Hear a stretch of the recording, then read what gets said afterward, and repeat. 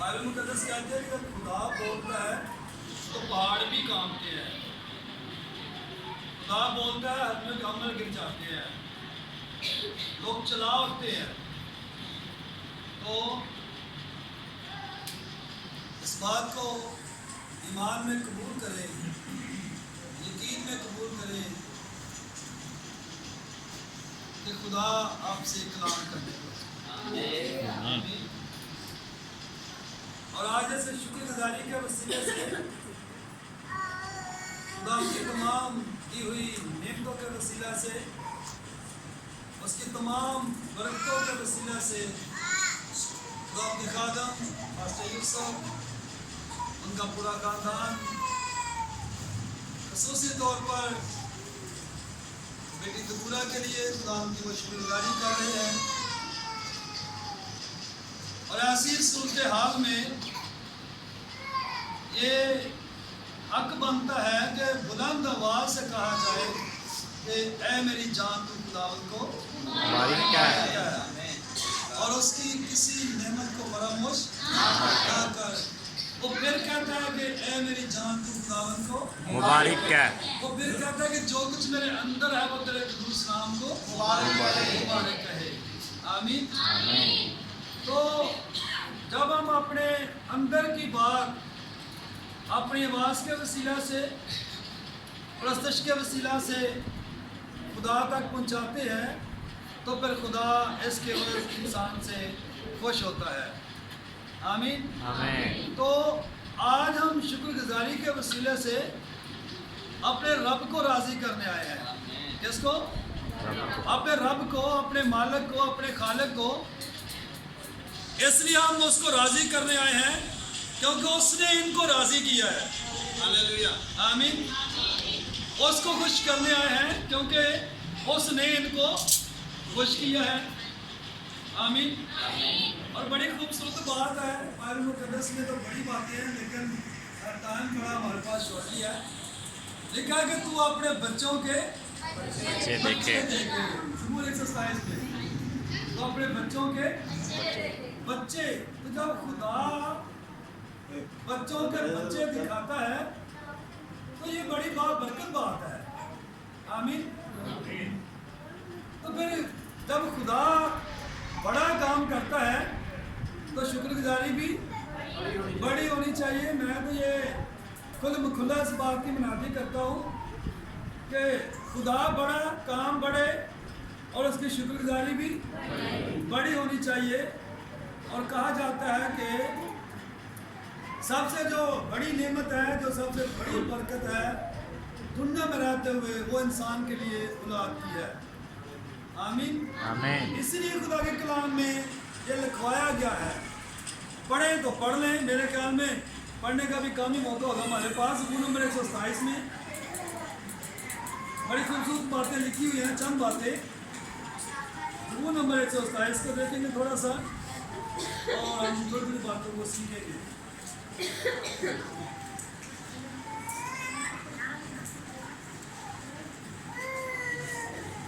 جی پریز God. کلام کے کلام میں زبور نمبر 127 اس کی تیسری آیت جو بات ابھی ہم کر رہے تھے, اس سے ایک کڑی ملتی ہے کہ دیکھو اولاد خداوند کی طرف سے میراث ہے اور پیٹ کا پھل اسی کی طرف سے اجر ہے. کس کی طرف سے؟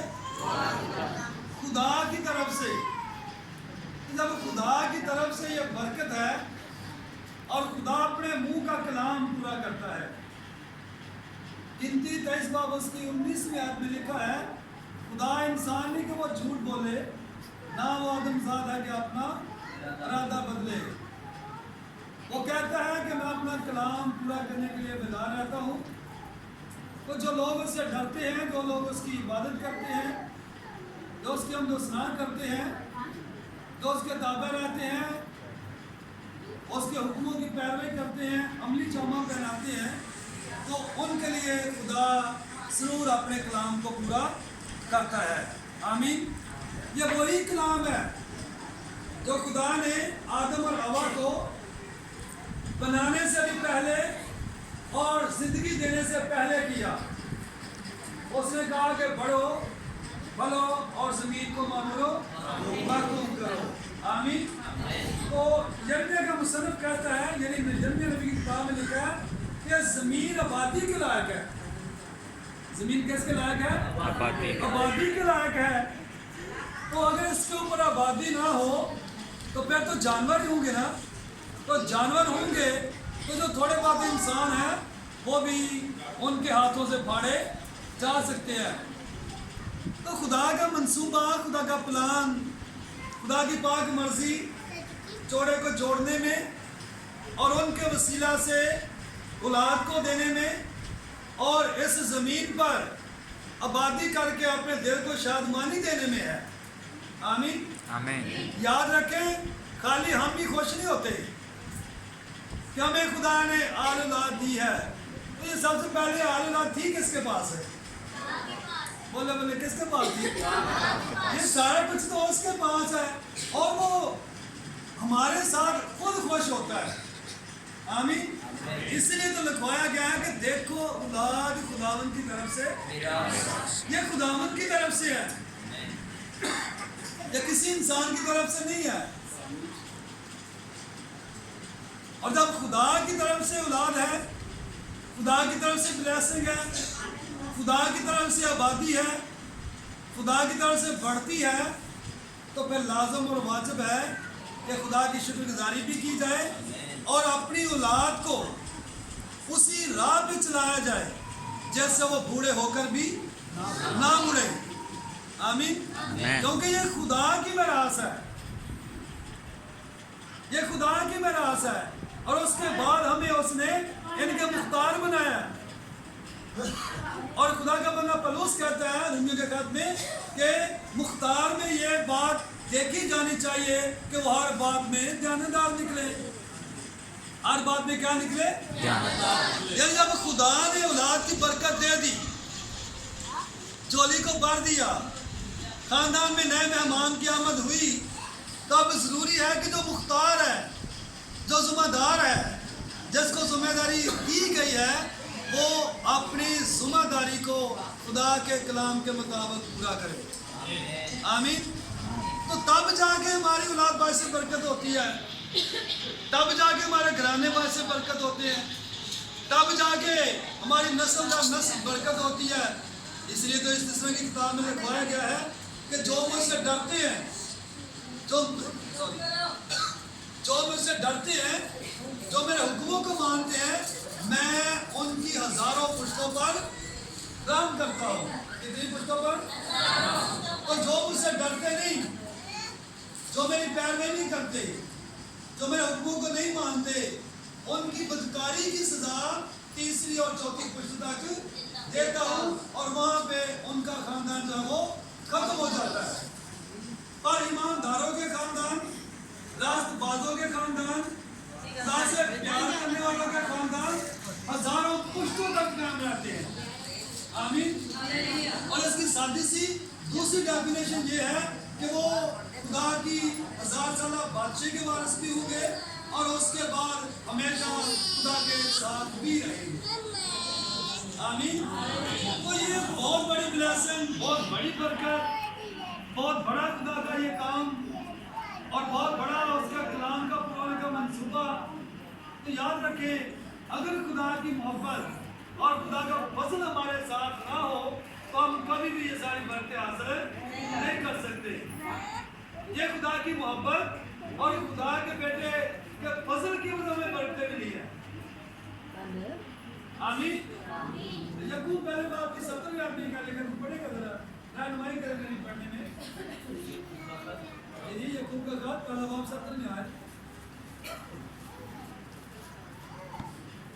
हर अच्छी चीज, बख्शिश और हर कामिल इनाम ऊपर से है। कहाँ से आ भाई? ऊपर से। जरा थोड़ा समझी पड़ेगा प्लीज। हर अच्छी बख्शिश हर अच्छी बख्शिश और हर कामिल इनाम और हर कामिल इनाम ऊपर से है। कहाँ से है? ऊपर से। तो ऊपर कौन है? खुदा। ऊपर सबसे कौन है? खुदा। खुदा महमूद अब्दुल्लाबाद का रहने वाला, वो आलम बाला पर है, वो ऊपर है। और हमारी बातें कहाँ से आती हैं? ऊपर से। ऊपर से। तो ऊपर की बरकतों को लेने के लिए देखना भी कितने पड़ता है?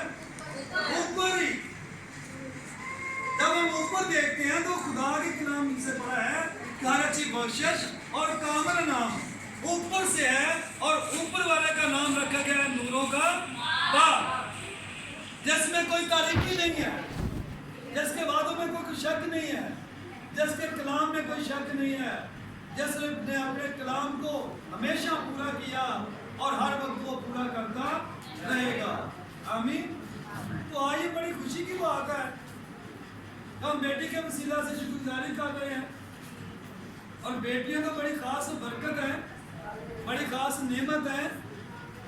मैं अक्सर कहता हूँ कि जब भी कोई मिसहैप हो जाए ख़ानदान में तो सबसे ज़्यादा दुख किनको होता है ना? बहुत सारे लोगों की ये डिमांड होती है, खुदा में बेटे दे बेटियाँ ना दे। मैं सही बात कर रहा हूँ, लेकिन जो अवलीन तरजीह है वो किसको दी गई है? भाई बेटी ना हो तो आबादी कैसे हो, माँ कैसे हो, बहू कैसे हो, दादी नानी कैसे हो? ये खुदा के प्रोग्राम को इंसान चैलेंज करता रहता है। तो खुदा के प्रोग्राम को जो चैलेंज करते हैं ना, वो गुनाह में गिना जाता है। बल्कि जब खुदा ब्लेसिंग दे तो हमेशा ये कहें कि खुदावन तेरी मर्जी पूरी हो, जो बरकत तूने मेरे लिए रखी है उसके लिए मैं तेरी शुक्रगुजारी करता हूँ या करती हूँ। वो बेटा है या बेटी है, क्योंकि खुदा की निगाह में दोनों ही बराबर है और एक है। हमारी नज़र धोखा खा सकती है, हमारा माइंड सेट चेंज हो सकता है, लेकिन खुदा के प्रोग्राम्स कभी चेंज नहीं होते। वो बेटी को भी उतनी ही इज्जत देता है, क्योंकि बेटी देने वाला भी। आप कभी बेटियों का किरदार पढ़े बाइबल मुकद्दस में कि बेटियों का किरदार कितना है, उतना बेटों का नजर नहीं आता जितना किन का नजर आता है? बेटियों का। आमीन। अगर हम दबूरा की बात करें तो कभी किसी ने किजात की किताब पढ़ी है? किसने पढ़ी है किजात की किताब? हाथ दिखाइए प्लीज। पढ़ी है क्या तरीका पढ़न का? भाई किजात की किताब में दबूरा की कहानी को कभी पढ़ें, उस स्टोरी को पढ़ें, आपकी आंखें खुली की खुली रह जाएंगी। 4 बार लिखा उसके लिए, जाग जाग दबूरा जाग फिर जाग। और वो दावा करती है अपने लिए, वो कहती है कि उस वक्त तक बनी इस्राएल बहाल नहीं हुए जब तक मैं माँ बन के ना होती। आमीन। जब तक मैं इस्राएल की माँ बनकर ना उठी। और बाइबल मुकद्दस कहते हैं कि वो इस्राएलियों की काजी रही, वो उनकी हुक्मरानी करती रही, उनको खुदा के कलाम सिखाती रही, आन सिखाती रही, और उसके वसीला से खुदा ने बनी इस्राएल को राह बख्शी। आमीन। वो दबूरा का मतलब मक्खी है ना? पता ना सबको? पता ना?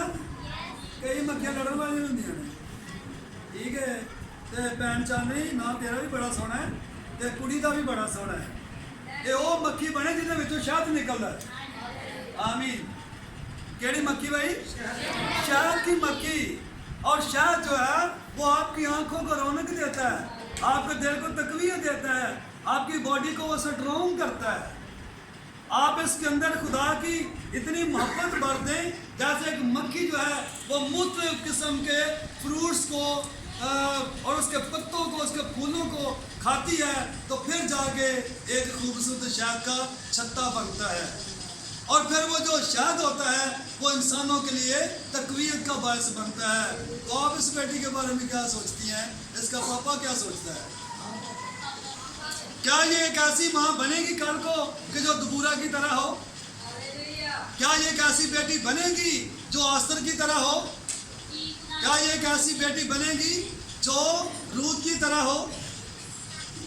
अगर मैं बेटियों की बात यहाँ पे शुरू कर दूँ तो बेटियों के बारे में खुदा का कलाम इतना लंबा चौड़ा है कि बंदा पूरा बयान ही नहीं कर सकता।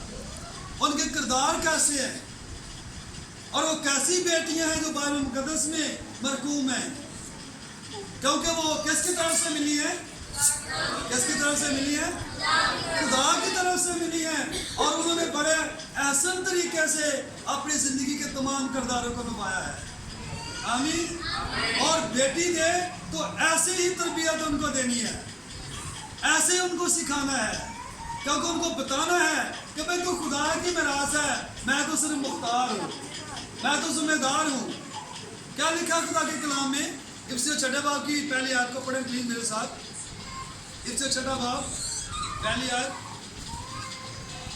बड़ी खूबसूरत उसमें आयत है। तो पूरा तो सिर्फ मैंने टच किया है, पूरी मैं स्टोरी आपको नहीं सुना सकता। एक बड़ी खूबसूरत, जी जी वहाँ पे लिखा है, बड़ी खूबसूरत बात लिखी है। ऐ फर्जंदों, जी खुदावन में अपने माँ बाप के फरमाबरदार रहो, जी जी क्योंकि ये वाजिब है। अपने बाप की और माँ की इज्जत कर, जी जी ये पहला हुक्म है जिसके साथ वादा भी है, जी ताकि तेरा भला हो और तेरी उम्र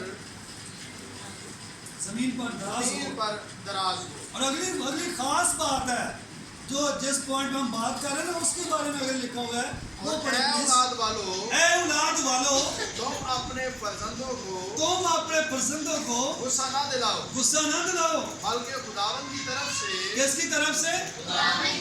खुदावंद की तरफ से तरबियत तरबियत और नसीहत और नसीहत दे देकर दे देकर उनकी परवरिश करो। उनकी परवरिश करो। ये औलाद बड़ा खास असासा है। वो बेटा है या बेटी है, ये बड़ी खास मलकियत है। और इनकी परवरिश बाइबल मुकद्दस बता रही है कि इनकी जो परवरिश है वो खुदा की तरफ